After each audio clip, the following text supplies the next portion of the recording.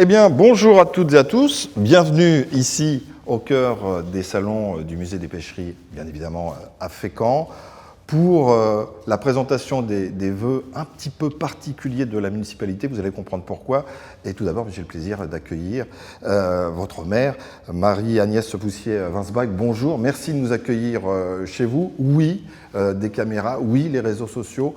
Il y a des raisons à tout ça pour une présentation des vœux qui se voulaient classiques. Oui, c'est clair. C'est la deuxième année où, malheureusement, on ne pourra pas rencontrer les Fécampoises et les Fécampois à l'occasion de ces vœux. Donc, moi, je ne me lasse pas de pouvoir m'adresser tout de même à eux. On doit leur rendre des comptes sur ce qui s'est passé durant 2021 et puis ce qui se passera sur l'année 2022.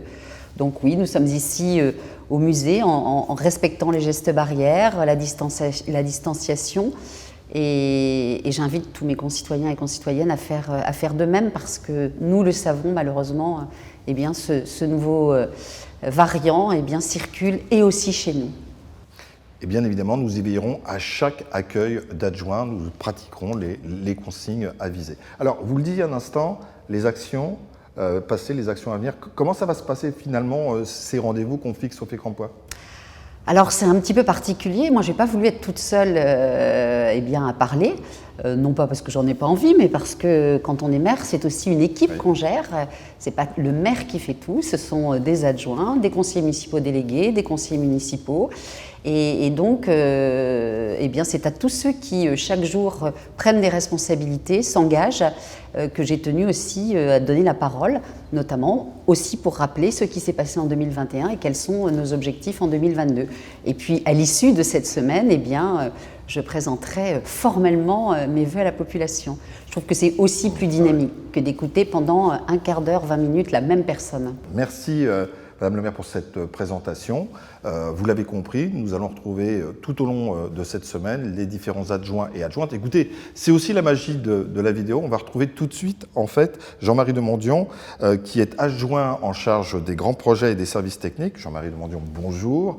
Avec vous, bien évidemment, on va parler des actions passées et des actions à venir, à développer, comme vient de le préciser Madame le maire.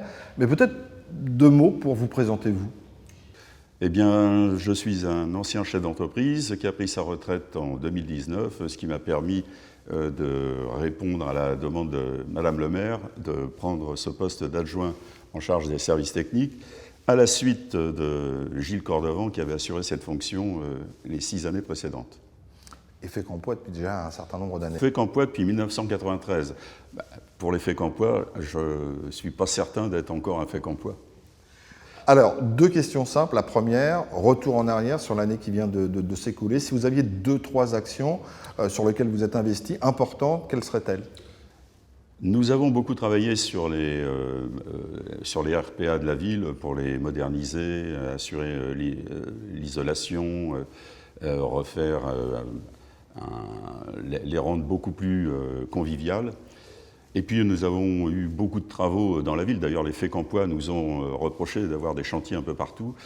D'autant plus que l'année a été compliquée avec la fermeture du pont Gaillan qui a créé des problèmes de circulation. Donc nous avons aussi travaillé sur l'eau, l'assainissement, pour résoudre un certain nombre de problèmes par temps de pluie. Et puis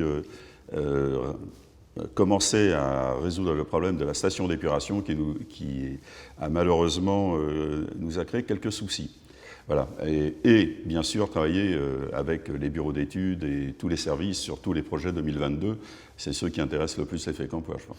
Effectivement, à travers vos services, accompagner la population au plus près, et là ça nous intéresse pour cette année, peut-être quelques projets à citer qui vont voir le jour ou qui vont démarrer cette année ?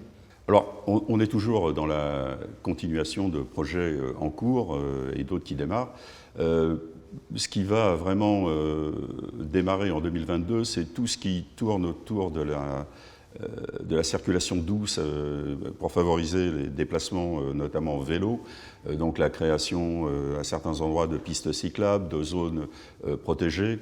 Donc ça va nécessiter un plan de circulation qui va toucher une partie au départ du port et de la plage en priorité. On va lancer aussi la prolongation de la voie verte entre son arrêt d'aujourd'hui et la mature. On va beaucoup travailler sur la sécurisation aux abords des écoles. C'est un projet qu'on a déjà démarré, mais qu'on va continuer. On a pas mal de travaux prévus cette année.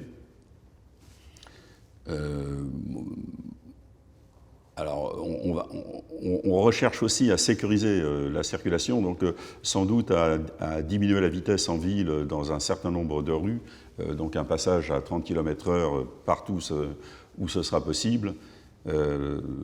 Voilà, ça c'est pour la partie circulation. On travaille aussi sur la requalification d'une école à Lay près du Ramponneau pour y accueillir des centres pour les jeunes, pour y transférer aussi la bibliothèque sur place. On a aussi un local qui va nous permettre d'accueillir le billard club, donc on va travailler sur ce bâtiment pour les déménager sans doute en 2022. On travaille aussi sur le déplacement du boulodrome qui se trouve sur le quartier Saint-Jacques, de manière à accueillir la future caserne de pompiers.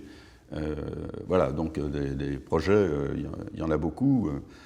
Alors tout ça est transversal, hein, tous mes collègues travaillent en permanence avec moi sur l'ensemble de ces sujets.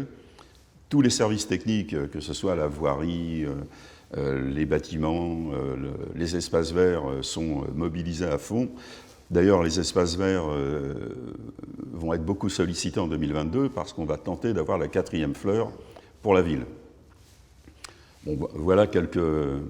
Alors, Madame le maire vous en parlera sans doute, mais on va travailler aussi sur la requalification de la Mature pour y accueillir le casino, la requalification aussi du Grand Quai pour y accueillir le futur hôtel Thalasso.